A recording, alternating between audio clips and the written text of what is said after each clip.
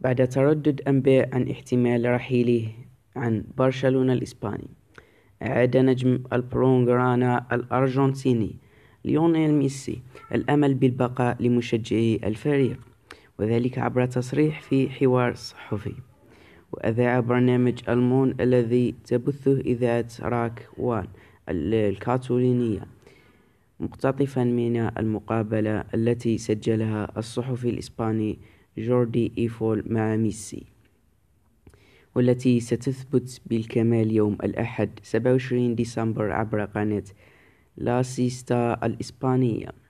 أشار فيها البرغوث إلى أنه كان محبطا ويريد الرحيل في الميركاتو الصيفي الماضي. وأضاف ميسي: الحقيقة هي أنني اليوم بخير، وصحيح أنني مررت بوقت سيء للغاية في الصيف، وهذا يعود للأحداث السابقة، ما حدث قبل الصيف وكيف انتهى الموسم.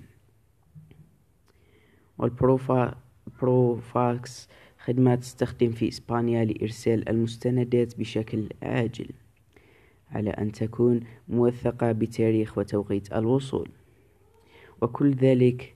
ثم كنت أسحب ذلك قليلا في بداية الموسم.